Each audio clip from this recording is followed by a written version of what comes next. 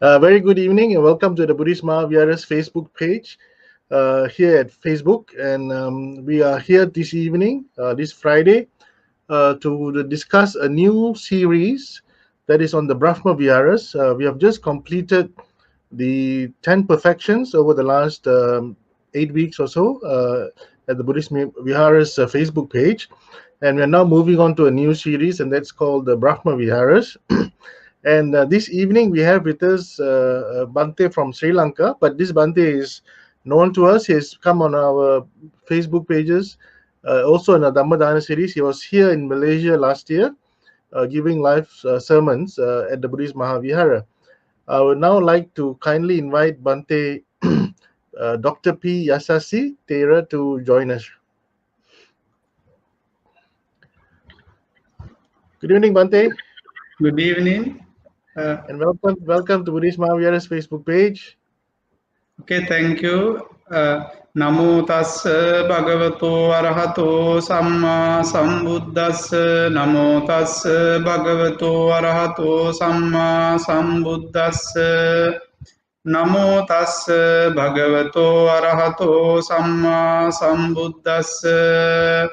Samanta Chakravalesu Atra Gachantu Devata Saddhammang Munirajassa Sunantu Sagga Mukkadang Dhammasavana Kalo Ayang Badanta Dhammasavana Kalo Ayang Badanta Dhammas savana kalo ayang badanta.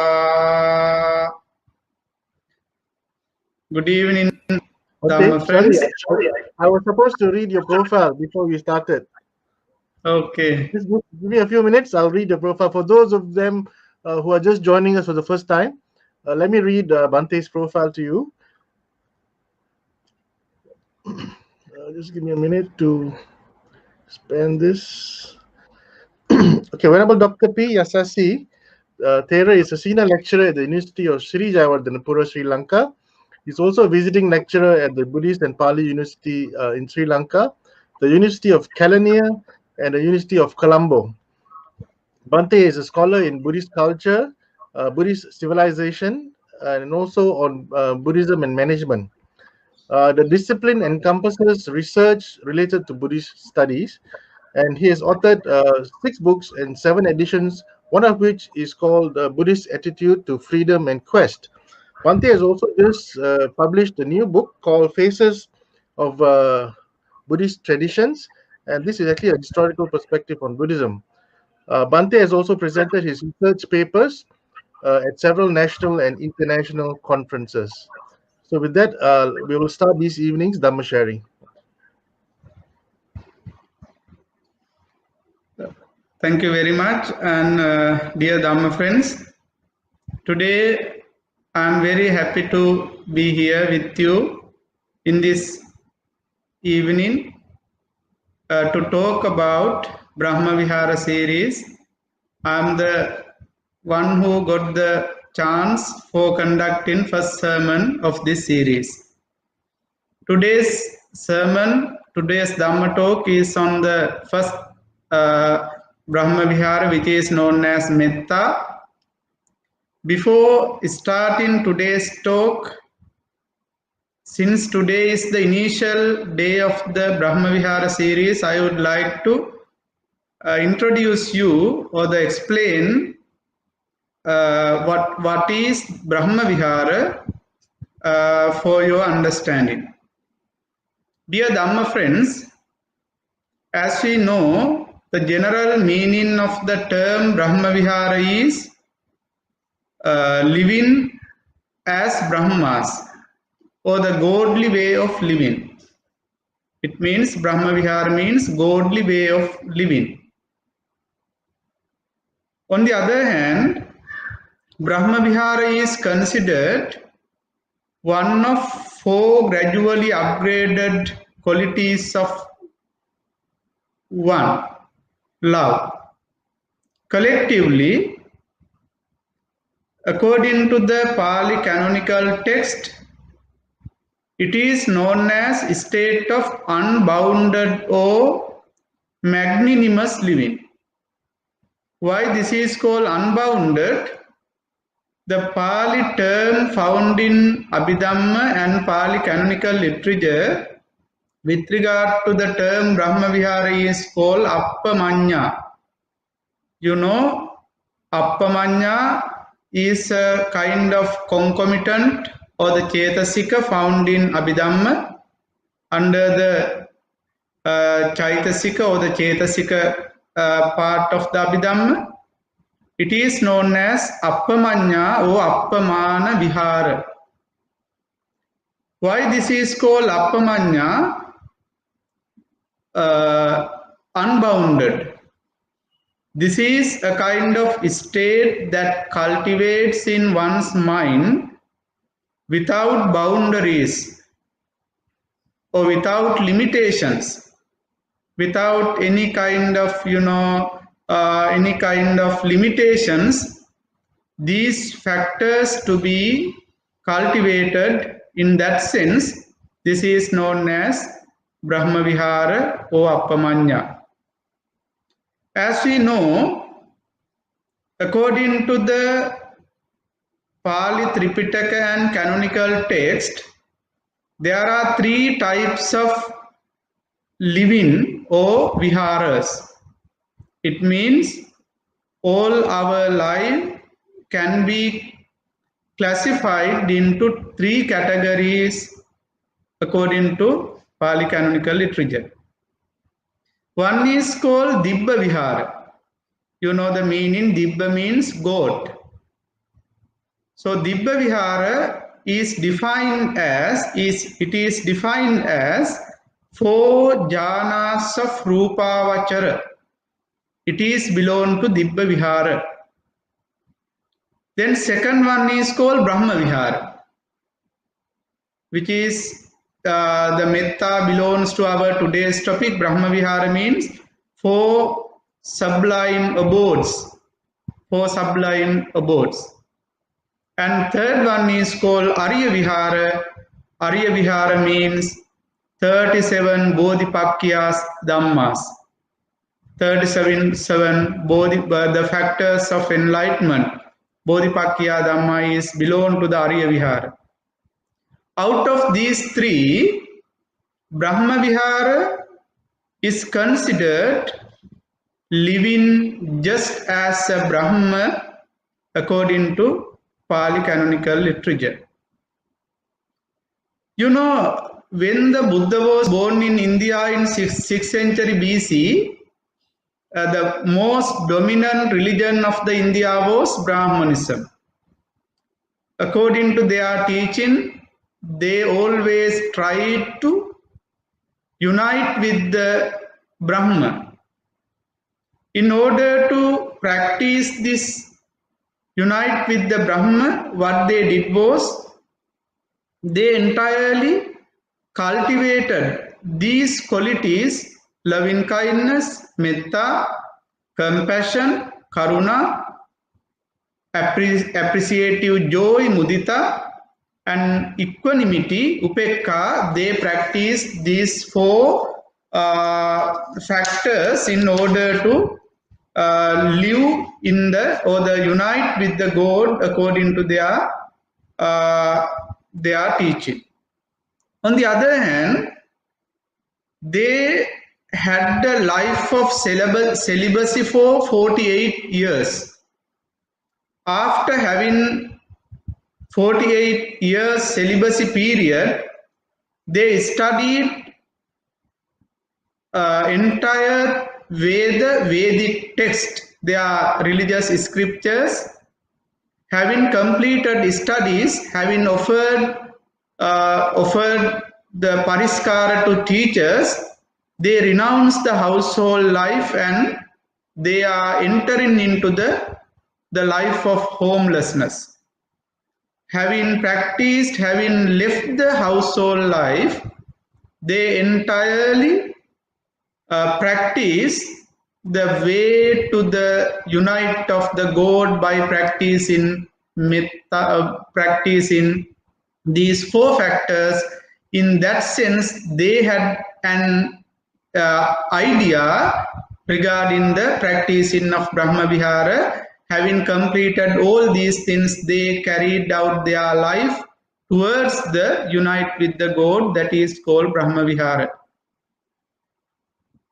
Later on, with the development of the Buddhist teachings, Buddhism also cultivated or introduced this Brahma Vihara according to the Buddha's teachings. Buddha has pointed out that Brahma Vihara is also the great factors that one has to be cultivated in one's life. You know, in Anguttara Nikaya, there is a discourse known as Dona Sutta. In this sutta, it is mentioned, Buddha points out that Brahma Vihara is the behavior of Mahabrahma. Arya Vihara is Brahma Vihara, and Tathagata Vihara refers to the concentration of Anapanasati as mentioned in Ichanangala Sutta, another reference. I am not going to discuss them in detail. However, all these points clearly mentions what the Brahma Vihara is and how they are carried out in our path. Then, as I mentioned earlier, Brahma Vihara or practicing to have a godly life, heavenly life, 4 factors should be cultivated. As I said earlier, Metta, Karuna, Mudita, Upekha. Metta means loving kindness, Karuna, compassion, Mudita, appreciative joy, and last one is equanimity. It means Upekha. These are the 4 factors of the Brahma Vihara. In today's talk, with that introduction to Brahma Vihara, I would like to draw your attention on the first Brahma Vihara, which is known as Metta or loving kindness. Here I would like to give you a quotation from Pali Tripitaka, how Metta is defined. It is defined in different ways. One example, Mettati, Metta Kammattanam, Vyapadassa Pahanaya, Vuttanaye Neva, Uppannassa Kopassa Pajahantaya. This is the definition given in Pali commentaries to Metta or loving kindness. What does it mean? Vyapadassa Pahanaya. Vyapada means that ill will, cruelty, anger, grudges. That is the Vyapada, eradication of ill will, cruelty, anger, grudges. That is called Vyapada. So the Attakatha says that Metta is a kind of kammattana or the objective to meditation, which deals with the eradication of cruelty, ill will, anger, grudges, etc. Also, as you know, Metta is a kind of meditation which belongs to Samadhi in the practice of the Noble Eightfold Path. The initial stage is the Sila, second Samadhi. In Samadhi stage, one has to practice Metta or the loving kindness to achieve or the Samadhi concentrate the mind. On the other hand, in Samatha meditation, which is known as Samadhi meditation, there are 10 Anusatis, which gives the objectives to meditation. So the Brahma Vihara should be practiced after Dasa Anusati according to Samadhi meditation. So in that sense, Metta comes to the idea of that sense. Then we have to pay our attention on what the Metta is. The Pali term Metta gives a multi-significant term. As I say, why I am saying that multi-significant term? We cannot give, it is difficult to give a definite meaning to the term Brahma Vihara, Metta. It gives the idea of loving kindness, friendliness, goodwill, benevolence, fellowship, amity, concord, inoffensiveness, and non-violence. All these are significant meanings given to the term Metta, but in terminology, out of all these things, we use the term the term loving kindness for the Metta or the Metta. Again, as far as concerning the commentarial definitions, commentators say that parahita parasuka kamana. They use 3 words to denote the loving kindness. Parahita parasuka kamana. It means that strong wish for the welfare and happiness of others. Strong welfare and happiness of others. That is the loving kindness, nature of the loving kindness. Another point is that loving kindness evokes, it originates warm-hearted feeling of fellowship, sympathy and love, which grows boundless, irrespective of any discriminations based on caste, creed, social status, etc. You know, loving kindness is created or originated only the minds of warm-hearted people. Warm-hearted people. When looking at others' sympathy or when looking at others' bad situation, a kind of beneficial to others, that such kind of idea comes to the mind. In that sense, it is known as this kind of idea or the thought is known as loving kindness.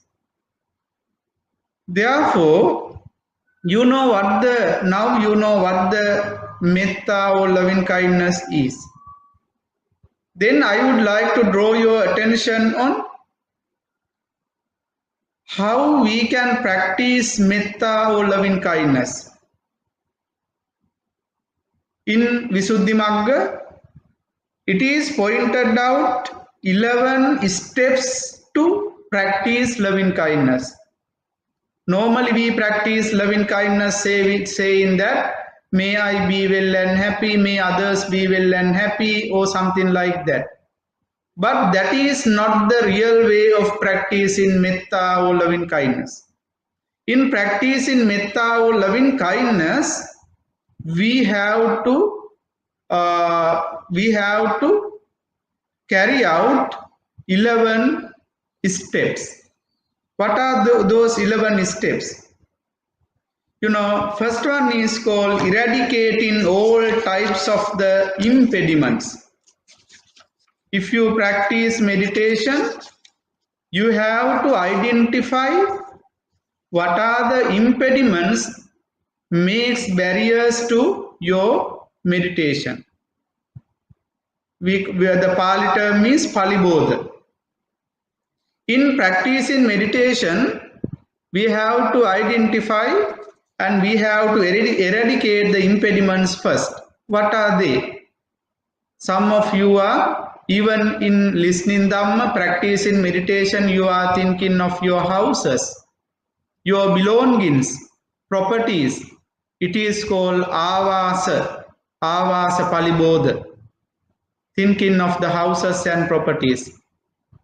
Then second one is called Kula Palibodha. Kula means attachment, attaching to the families. You are thinking of your wife, your husband, children, even the relatives. That is called Kula Palibodha. Then Labha Palibodha. You are thinking of the profits that you gain from your business, from your any kind of job, occupation, and whatever it is, any kind of attach into the fourfold requirements you need to sustain your life. What are the food, clothes, shelters, medicines, and such and so called thinking of those things are called Labha Palibodha. Fourth one is called Gana Paribodha. Gana means thinking of your followers, disciples, thinking of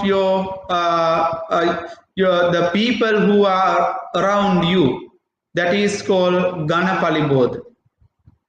Another one is fourth one, Navakamma Palibodha. Navakamma means you suppose that you are constructing your house, you are repairing your house, and you are planning to build new house or new building or whatever it is. Thinking of those things is also a Palibodha or impediment to meditation. It is called Navakamma Palibodha. Another one is Adhana Palibodha. Adhana means going here and there, the journey, the idea of going here and there. You are thinking of going to your village, going to abroad or whatever it is. Since this period is due to the COVID-19, we are in our own place without going anywhere. However, other days we are thinking of going any other place to see others or whatever it is. This is called Adhana Palibodha. And the next one, seventh one is called Jnati Palibodha, thinking of your relatives, thinking of your parents, your brothers, sisters, siblings, or something like that. Then eighth one is called Abadha Palibodha. Abadha means diseases, affecting to thinking of the diseases you have affected to your body, physical body or psychological body, or the physical or mental diseases. Then the ninth one is called Grantha Palibodha. Grantha means, reading your religious text. If we are attached to even read our religious text, Tripitaka, canon, or commentaries, that is also a kind of Palibodha to practice meditation. And the last one is called Irdi Palibodha. Irdi means having a miraculous power. It is also Palibodha to Vipassana meditation, not the Samatha meditation. Last one is impediment to practice Vipassana meditation. Therefore, these are known as the impediments. So the first step of the practicing of the loving kindness meditation as a meditation, loving kindness, is to identify and eradicate all types of impediments. And second step is you should be very comfort of your body. You should be very comfort of your body. It means that you suppose that if you are feeling hunger, you cannot practice meditation productively. Therefore, you have to fulfill your such physical requirements like having food, drinking of water or whatever you need. So having this kind of the physical comfort, you have to get ready for the meditation. The second step. Also, the Visuddhimagga says, third step is introspection of the consequences of ill will or anger. In the third step, you have to introspect what are the consequences of the Koda, or the vyapada, koda, ill will, anger. You have to introspect the consequences of such kind of evil thoughts. Otherwise, you cannot practice loving kindness. Then fourth one says, introspecting the results of the patience. Patience means shanti, or the practice in loving kindness. You should have a clear idea on what are the advantages, what are the results that we can gain by practice in loving kindness. That knowledge, understanding should be existed in our mind. Otherwise, it is difficult. Another thing is that fifth step. Now you have completed success. You suppose that you have successfully completed these steps one by one. Then you have to think from whom you should start practice in loving kindness. Buddhism, in the canonical text, even the Attakatha commentaries points out that you have to think of, you should not start practice in meditation from 6 people, 6 persons. What are the 6? Those who are not interested you, which is called appear, amanapa. You suppose that there is a person whom you doesn't like. Don't start practice in loving kindness from him. Second one is called atipriya. Ati means those those who should not start practice in loving kindness from your most relatives ones, or the most interested people. It is not the best way in starting practice in loving kindness of meditation. Also, third person says that you should not start practice in loving kindness from the moderated people, or the moderate people, not neither so close nor so distance, right? Don't start from the moderated people. And also, fourth person says that he is the one who against to you. Wary person. Wary means one who against, enemy, one who tries to make harms to you. Don't start from that person. And the next one says one who has the difference in their gender. Those who have the different gender issues regarding the neutral or something like that, from those people you should not start practice in loving kindness. And the last person says that one who died. Don't start practice in loving kindness from dead people. So avoid these 6 persons. You have to start loving kindness. That is why, having avoided all these 6 types of people, we can start meditation from ourselves. That is why we start meditation saying that aham avero homi, abhyapajyo homi, something like that.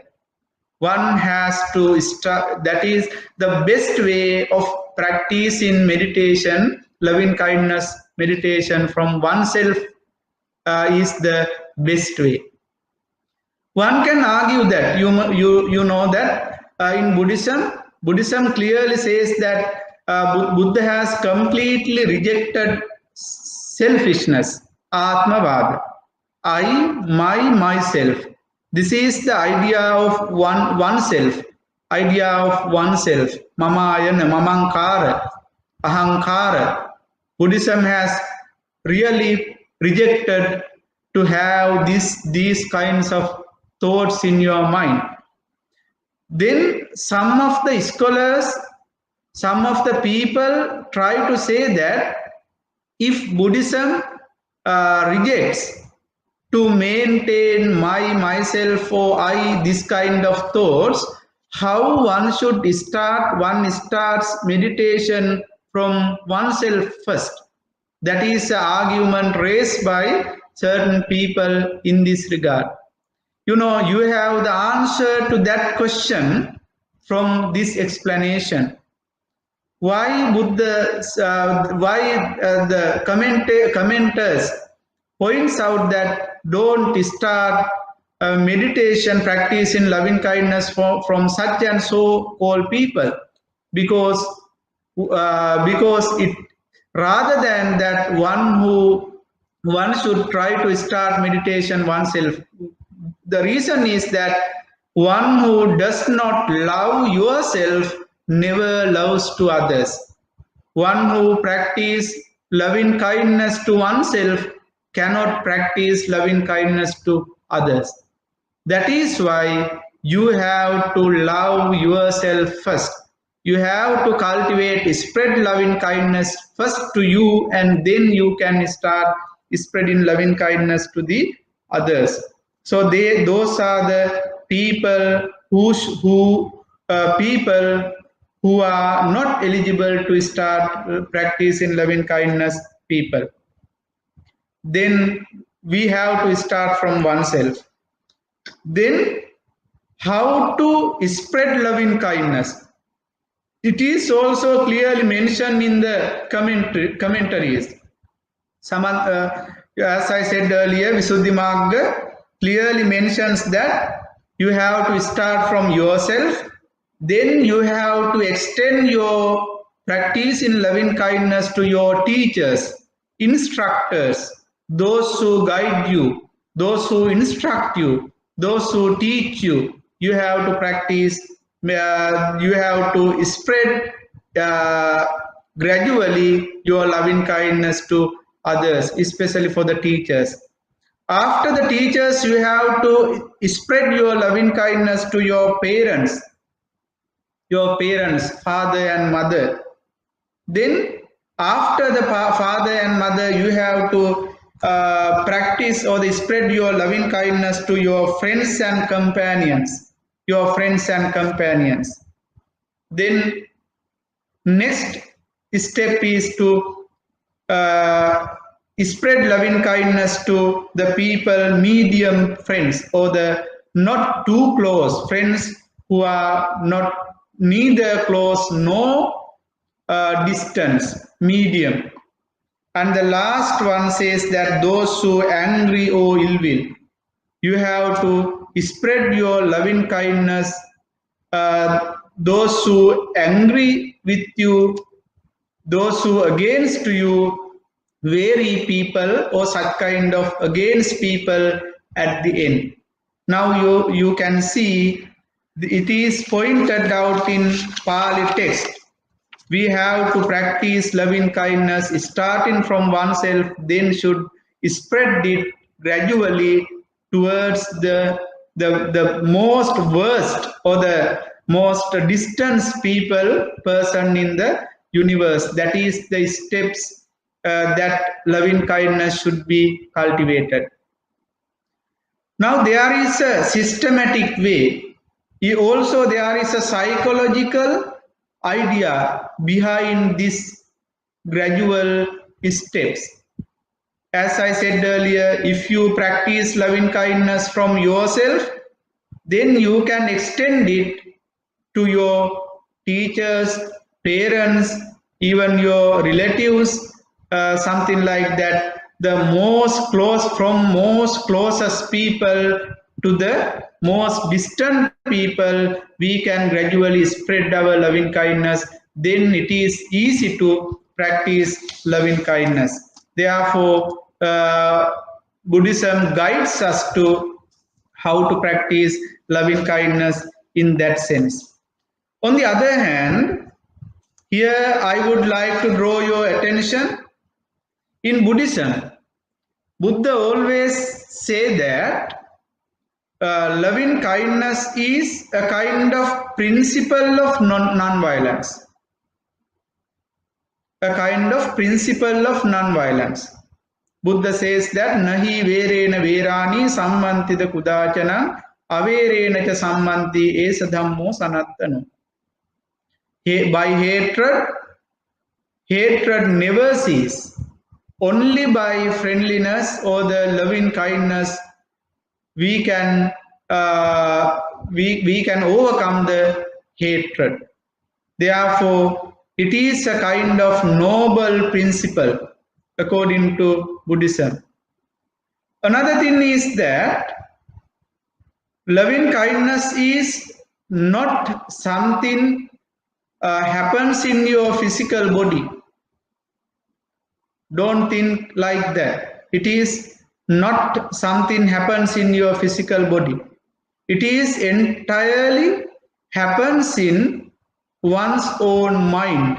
How we cultivate loving kindness, that depends on the mind of the individual, not because of the physical body of the individual.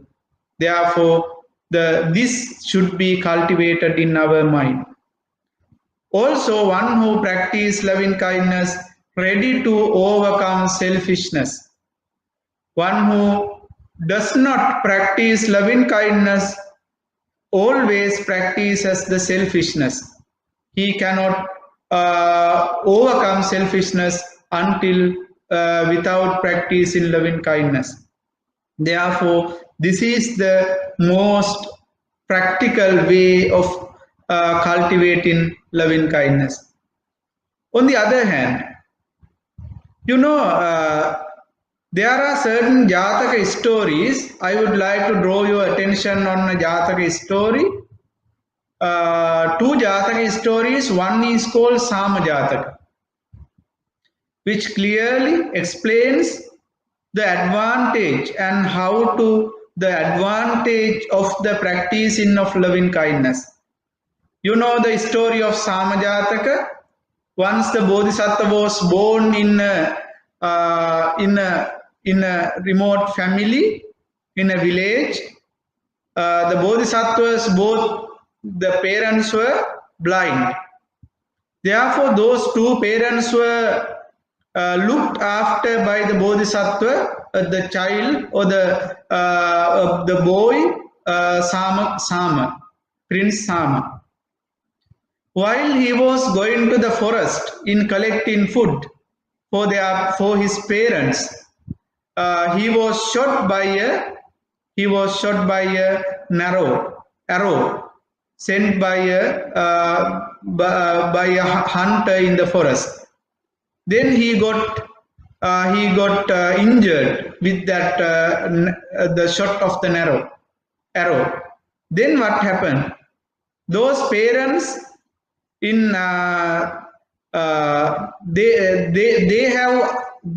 had an inception idea of their mind. When the sun was delayed, there may be a dangerous in front of the sun. Then what happened? Both parents, blind parents, went to the forest searching of the sun. Then they identified that the boy was having certain, the difficulty in the forest. Then those two parents, the father and mother of Prince Sama, they in that place, what they did was they entirely remembered and made determination, saying that my son never make any harm to any other creature in the universe. He has devoted entire his life towards the benefit of ourselves and the others. He never commits any kind of violence against to any other creature. So the memorizing, introspecting these words, these ideas, those blind mothers, they made determination and blessed the son. Then at the end of the blessing, what happened? The son, the Prince Sama, got recovered from all the injuries, and he was got recovered from those things. Now here, this is the ideal Jataka story which is found in the Jataka tales, which explains how Bodhisattva practiced loving kindness in his life. In the same way, many Jataka stories like Shantivadi Jataka and so many Jataka stories found in Jataka text. However, all these examples clearly mentions the significance of the practicing of loving kindness, and what are the advantages and results that can be gained. On the other hand, as a religion, as a philosophy, Buddhism always maintains the humanistic religion. Buddha has advised in Buddhist teachings, it is mentioned that Buddha advised his disciples to practice loving kindness rather than mere loving kindness, but it is a kind of universal loving kindness. Universal loving kindness. Why we call universal loving kindness? In our general life, day-to-day life, we have the idea of appreciative joy or the loving kindness for our parents, regarding our children, our wife or husband or the neighbors. But Buddhism emphasizes that when we practice loving kindness, we have to start from oneself, and we have to spread it towards entire the universe. That is what the Buddha has pointed out in Metta Sutta of Samyutta Nikaya, Kuddaka Pata. Metta, or we call Karaniya Metta Sutta. As you know, the most popular or the prominent quotation is Mata Yataha Niyang Puttang Ayusa Eka Putta Manurakke. Evampi Sabba Bhutesu Manasang Bhavaye Aparimana. What is the meaning of this quotation? It says that just as a mother would protect her own son, her only son, with her life or at the expense of her life, even so, let everyone to cultivate this boundless love to all living beings. That is the general main idea of the loving kindness in Buddhism. You think if you have only a child, then how you try to safeguard, protect the life of your own child, your only child, right? Without making any trouble to your child, you always think how to protect, safeguard your only son, only child. In the same way, you have to practice, cultivate loving kindness towards entire the universe, towards the all living beings in the universe. You see how Buddhism emphasizes in practice in loving kindness, how it becomes a universal love, universal loving kindness, no any limitations, no boundaries. It is boundless according to Karaniya Metta Sutta. Metta Sutta clearly points out. On the other hand, this sutta further explains how this should be cultivated towards the others.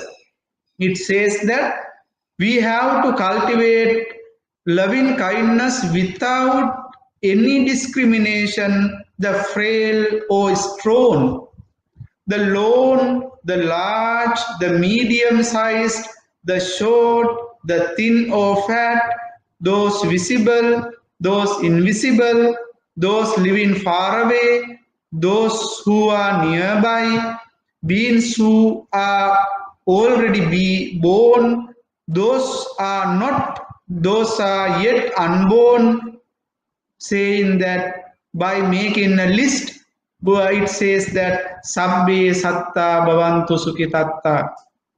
May all they be happy. May all beings be happy. May all beings be well and happy. That is why, that is how Buddhist idea, teaching of loving kindness becomes a universal idea according to the Metta Sutta. You see, even those who are not born, those who are yet unborn, we have to practice loving kindness towards them.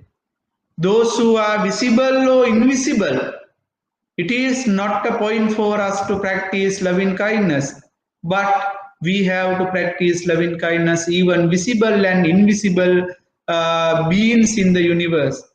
If we practice loving kindness in that way, we can have the better way of practicing loving kindness. This is called universal loving kindness in Buddhism. No any, as I said earlier, no boundaries, no limitations, no any kind of discrimination or the any favors, thinking that this is my people, my family members, my relatives, our country, nothing. Entire universe, not only for the human beings, but also each and every creatures of the universe, we have to introspect and we have to cultivate loving kindness. That is the Buddhist principle of practice in loving kindness. Then finally, I am not going to discuss in detail in my talk rather than this description.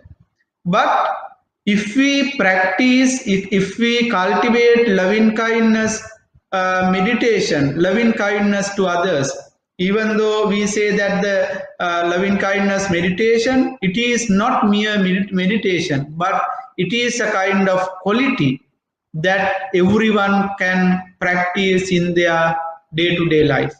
No need to go to a forest monastery to practice loving kindness meditation in the meditation posture.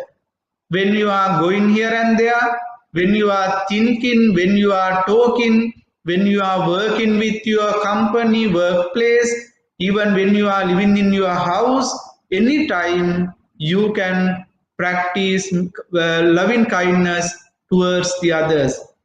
That is, only your mind should be ready to practice loving kindness to others. Then you can practice it anytime by yourself. Then the advantages. Why we need to practice loving kindness? Buddha has clearly pointed out among his discourses, if you practice loving kindness properly, you can obtain these results, advantages. You know, Metta Sutta mentions 11 advantages you can accumulate, you can achieve if you practice loving kindness. What are the 11? Number 1, Sukhang Supati. One sleeps happily. If you practice loving kindness, you can sleep very happy without any, breakdown. You can sleep happy. Second one is called Sukhang Patibujjati. You can wake peacefully. In the early morning, you can wake up peacefully when you practice loving kindness. Then third one says, Na papakang supinang passati. no sees bad dreams in the when you are sleeping. You never sees bad dreams if you practice loving kindness. Then one is dear to human beings, manusanang pyohoti. Each and every individual people likes to see you. Anyone does not reject you. They likes to see you again and again because of practice in loving kindness. Your face, your complexion, your appearance would be very calm, serene if you practice loving kindness. Not only the humans, but also non-human beings. You will be dear to non-human beings such as devas, brahmas, yakhas, or the gandharvas, or any other non-human beings. They dear to you. They do not make any harmful to your life or your life. Then you will be protected by the god devas, devata rakhanti. Wherever you go, whatever you do, and whenever you work, at that time you will be protected by the gods. Then fire, poison, and weapon cannot injure your physical body. Such kind of natural calamities cannot make any kind of injuries for your physical body. Then if you practice loving kindness, your mind can be concentrated easily. That is why it is related to samadhi meditation or samatha meditation, concentration of the noble eightfold path, sila threefold training. Your mind becomes easily concentrated. And the ninth one says mukhavanno vipasidati. Your facial complexion will be serene. Everyone will like to see your facial complexion. That will be very serene. And one will die unconfused. This is also very good advantage result we can gain, because in Buddhism we understand that the next life would be decided according to the last volitions, final volitions that occurs in our mind when we are on the deathbed. So if we are able to die unconfused mind, that would be a good result for us to be born in the good places, heavenly places in next life.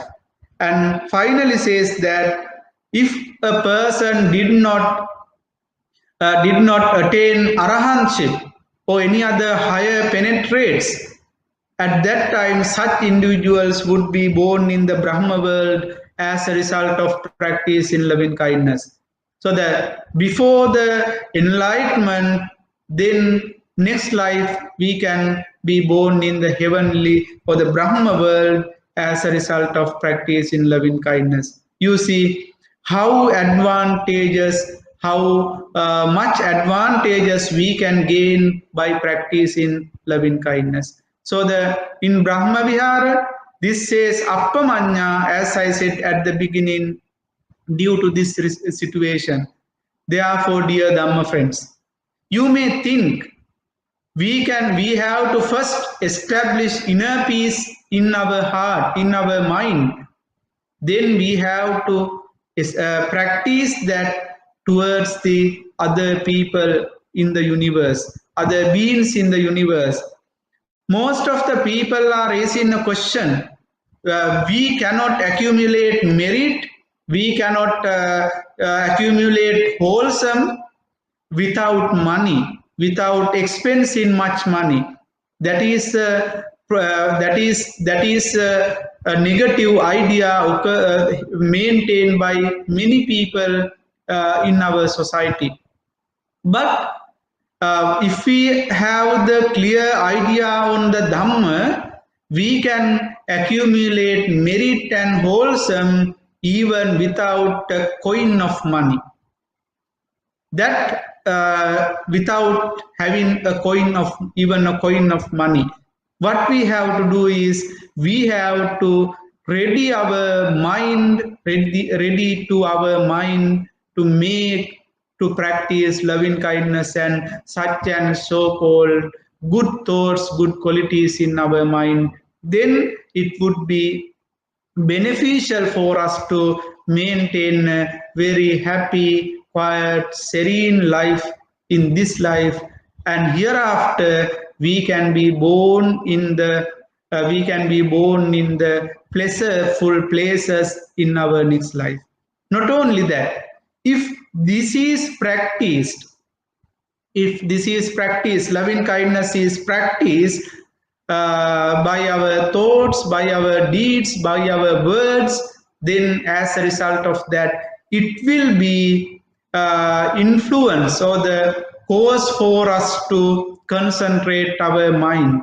As a result, samatha meditation would be practiced.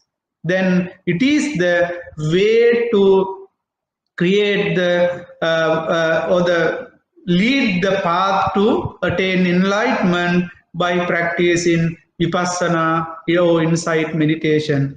Dear Dhamma friends, you may keep these ideas in your mind and think of how we can gain, accumulate merits and wholesome without expending money, only by cultivating these benevolence or the good thoughts in our mind. That would be beneficial for your sansaric journey to make it very happy and peaceful place. So wish you that is, with that words I would like to conclude today's Dhamma talk. If you have any question, I am ready to answer for your question. Thank you, Bhante. It was a very excellent discussion. We have actually three questions this evening. Actually, all three questions are from one devotee, Brother Hai. Let me just post those questions for you on the screen. Can you see the question, Bhante? Yeah, can. He is asking, soldiers are trained to kill. During wars, soldiers have to kill to defend their country. How can soldiers practice metta during wars? You may remind that in Buddhism, when explaining the concept of kamma, it says that chetanahang bhikkhave kammang vadan. O monks, volition is the kamma, action, according to the Buddha's teaching. Now you have to think in a war, in such kind of situation, why we are fighting against the terrorist. What is our idea? What is our objective? What is our volition? You know, in a country like Sri Lanka, we are experiencing, since we have no war yet, most of the people are very happy and they are having a very peaceful life and they are maintaining a very peaceful life. Before the end of the war, every day we were asking, killing, dying, or the shooting, and many other, killing people, even the blasting bombs in the buses and everywhere, streets and so on. Even though the soldiers, by sacrificing their life, since they practiced or the fight against the soldiers, against the terrorists, now everyone has the consolation in their mind. With that volitions, right, or the good volitions beneficial to oneself and many other people, or the consolation to gain consolation to other people. They have devoted, they have sacrificed, they have even killed terrorists or the against the soldiers of the against parties. But we cannot, in that circumstance, we cannot control those things. But we have to think of the volition, in which kind, why we are doing this. Even in that time, even in killing terrorist or any other against person or something like some person like that, even the soldiers have to think that I will do that for the sake of others. I will do this for the benefit of others. Then the evil can be reduced by cultivating this kind of very rightful understanding.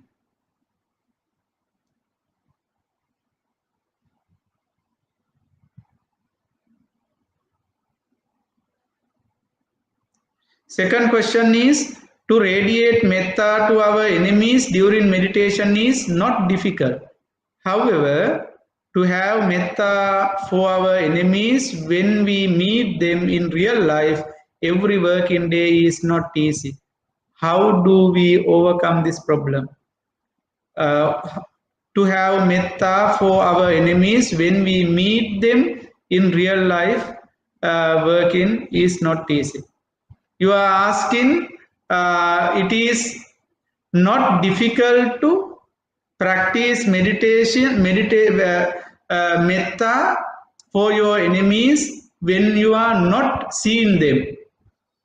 And when you are seeing them day-to-day life, it is difficult to practice loving kindness. That is up to you.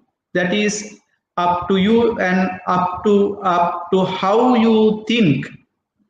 You know, the most effective idea is that you are very easy to practice loving kindness if the enemy is in front of you, not in away from you. That is why in Buddhist strategy of practice in meditation, you suppose that the practicing of the marana sati, practicing the what we call thinking of our body or whatever it is. By keeping a dead body in front of you, you are practicing marana sati, marana anusati bhavana. Then you can clearly understand. You can clearly understand how the changes of the dead body occurred step by step. Vinilaka Vipubbaka in such and so called it is mentioned.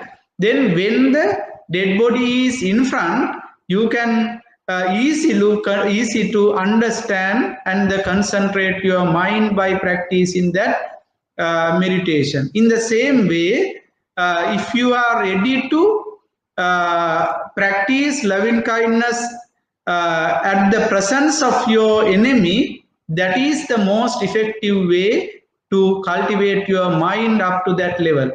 Otherwise, if you don't see them for a long time, you can practice because your mind never hurt because of thinking of them.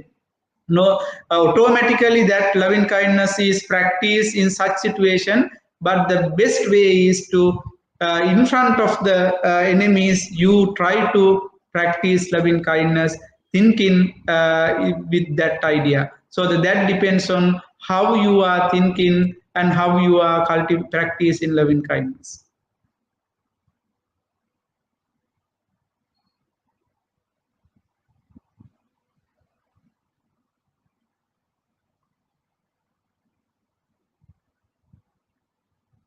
The next question is, if we practice metta without wisdom, other people, especially our enemies, may take advantage of our kindness. They may think that we are weak and can be easily bullied. Does Bhante agree that we practice metta with wisdom? Definitely. Not only the metta, whatever you practice, you should practice that with wisdom. Without wisdom, practicing only something is just as a blind. According to Buddhism, all the time, every time, if you even you when you are walking, even sleeping, and any kind of movement in your life, you have to practice all these things with wisdom. That is known as sati sampajanya, or the mindfulness. Even practicing loving kindness, you have to be very careful, and you have to practice that with wisdom and mindfulness.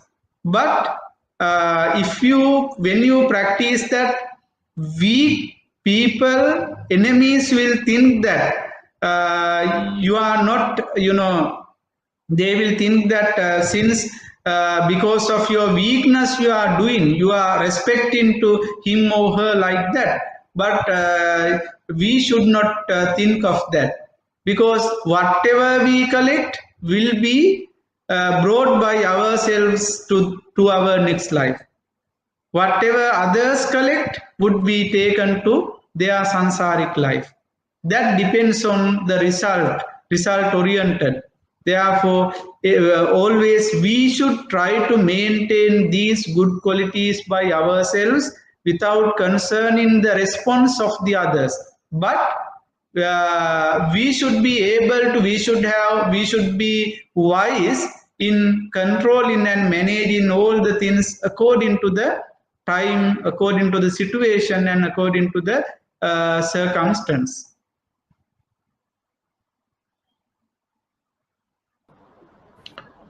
Thank you, Bhante. I hope Bhante has managed to answer the questions by Raja Hai. I hope you are satisfied with the answers given by Bhante.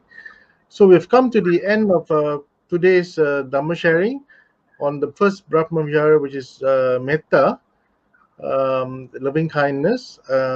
So before we end, I would like to invite Bhante to share the merits with all the devas as well as the dearly departed, and also to a special dedication that we would like to make to a devotee of ours.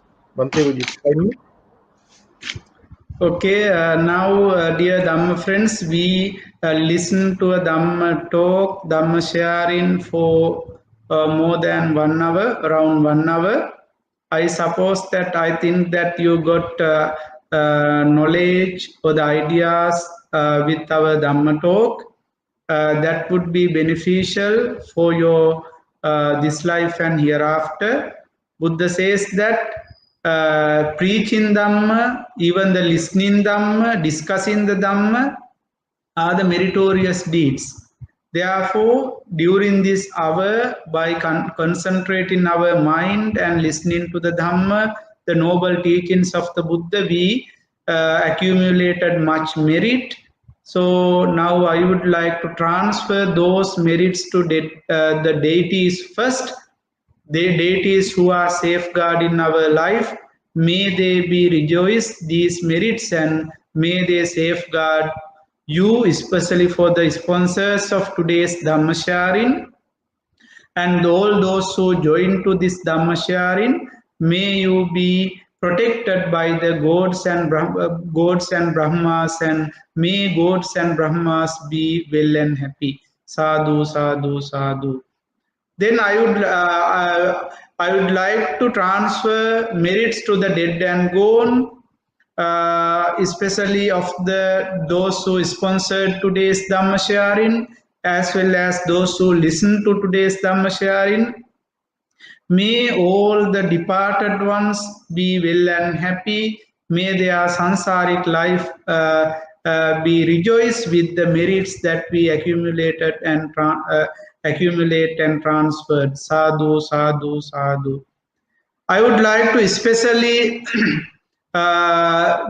remember or memorize, as well as make a blessing for the 98th birthday anniversary of mother-in-law of Mr. Leslie, who is guiding and who is organizing all these Dhamma sharing programs during last few months as well as earlier. Madam Alavati Jayasinghe. She was the mother-in-law of Mr. Leslie, and a 98th birthday celebration is today. Madam, wish you all the best. May you be well and happy. May you be have longevity and long life with the power of this merit we accumulated, as well as I wish all the best, and may all your life, your neighbors, your family members, may all they be well and happy, and may ward off corona COVID-19 from the universe, and may all be well and happy. Sadhu, sadhu, sadhu. ආකාසට්ඨා ච බුම්මට්ඨා දේවා නාගා මහිද්దికා පුඤ්ඤන්තං අනුමෝදිත්වා චිරං රක්ඛන්තු ලෝක සාසනං ආකාසට්ඨා ච බුම්මට්ඨා දේවා නාගා මහිද්దికා පුඤ්ඤන්තං අනුමෝදිත්වා චිරං රක්ඛන්තු ලෝක සාසනං ආකාසට්ඨා ච බුම්මට්ඨා දේවා නාගා මහිද්దికා පුඤ්ඤන්තං අනුමෝදිත්වා චිරං රක්ඛන්තු ලෝක සාසනං අභිවාදන සීලිස්ස නිච්ඡං වද්දාපචායිනෝ චත්තාරෝ ධම්මා වඩ්ඩಂತಿ ආයුවන්නෝ සුඛං බලං ආයුරාෝග්‍ය සම්පatti සග්ග සම්පatti මේවච අතෝ නිබ්බාන සම්පatti විනාතේ සමිජ්ජතු සුඛී හෝතු.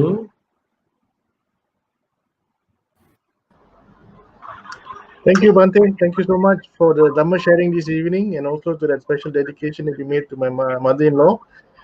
So on behalf of the Committee of Management and also the monks of the Buddhist Vihara, let me take this opportunity to thank you for taking time off from your very busy schedule. I know I've been trying to get in touch with you for a few weeks now, and it's been really busy schedule for you. And also to our sponsors this evening, who had sponsored this evening's Dhamma talk. Thank you to our sponsors, and also to those who have joined us this evening for listening in live, to Bhante, Dr. Yasassi. Just before we end, let me just remind you that this Sunday, on the 23rd of August, we have Bhante T. Suttadhara Thera from the USA, who will be speaking to us on the second Brahma Vihara. It's called Karuna or Compassion. So do join us at 8:30 on Sunday night, for the second part of this Brahma Vihara series. So with that, we've come to the end, and good night and be well. Sadhu.